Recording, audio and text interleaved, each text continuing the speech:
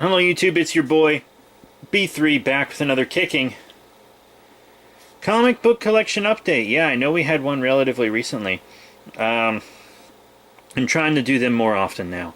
I know because I went such a long time without doing them, and I need to catch up for you guys. So first up, we have this book right here. I don't think we did a DC last time. No, yes we did, because we did Doomsday Clock. But today we have Batman number 52. Yeah, King does a great job on this book, and I'm loving this arc right here. So in the last one, Batman, the last one happened right after Catwoman stood Batman up at the altar, and he was pissed. He was looking to take his anger and his frustration and his sadness out on anyone he could. On just anyone he could. And he did. He took it out on Mr. Freeze. But it turns out Mr. Freeze might not have been guilty of what Batman brought him in for. And Bruce Wayne is on the jury for that, and he's saying Freeze is innocent, and that he thinks Freeze is not good. But of course, he's the one that brought it in, so we get all this personal stuff about the juries and Bruce and Mr. Freeze, and some insight on Batman. And then at the end of the jury is like, if you can prove Batman did this wrong, because he's like, you're making all these assumptions and they make sense, but only if you can prove that Batman was the one in the wrong. And Bruce was like, I can prove that. And then it ends. So what's he gonna do? Well, next time we'll probably have issue 53, but wow. Wow! Such a crazy good book. And then we have Doomsday Clock number 7. We finally get to see Dr. Manhattan in this one. And yes! His dick is in it. You do see his dick and balls from the side, from a distance. But they hide it from you the rest of the time. So, everyone's running around. Rorschach has Johnny Thunder and Saturn Girl with him. And they're with Adrian, Ozymandias. And they have Alan Scott's lantern. And it turns out one of the reasons Alan Scott Green Lantern never existed is because Dr. Manhattan moved the lantern to the side a little bit so that Alan Scott could never reach it when the train crashed. So he never became Green Lantern, his life was never saved, etc., etc. And the Justice Society as a whole never really existed because of that one specific thing, just moving the lantern a few inches away from Alan Scott. Crazy. Crazy. I love this cover art, by the way. Dr. Manhattan moth to the lantern. Like, that's a nice cover art. It's really simple, but it really makes sense with the book. And so Adrian is able to summon Dr. Manhattan because he has this genetically engineered cat that's like a Dr. Manhattan magnet.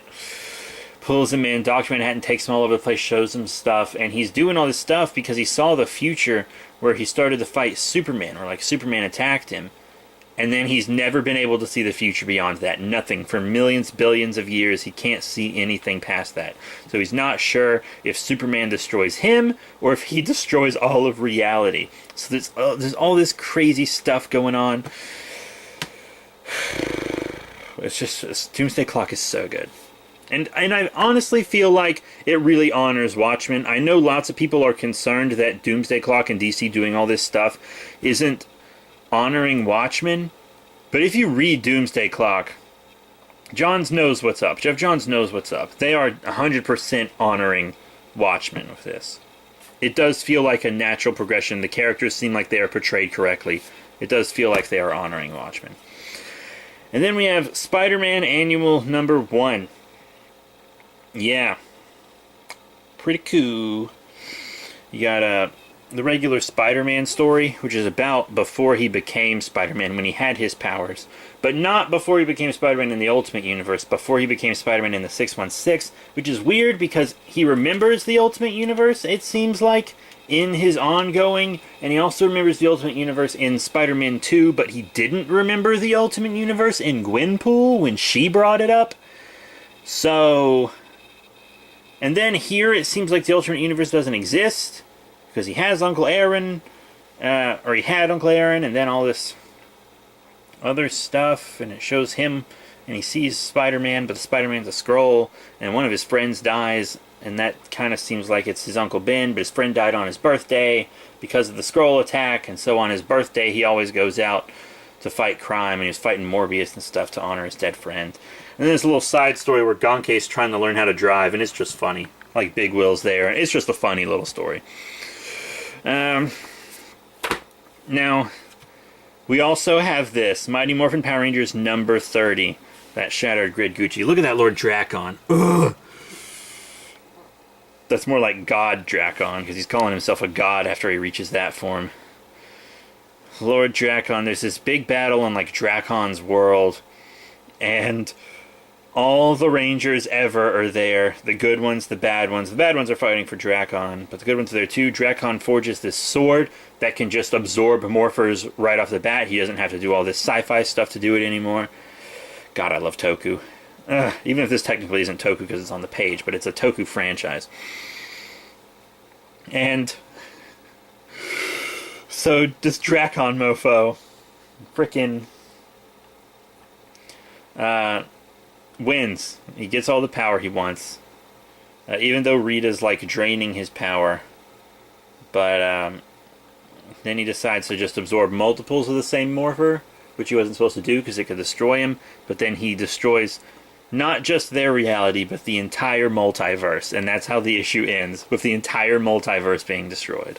Luckily, we have Shattered Grid number 1 right here. The end of Shattered Grid.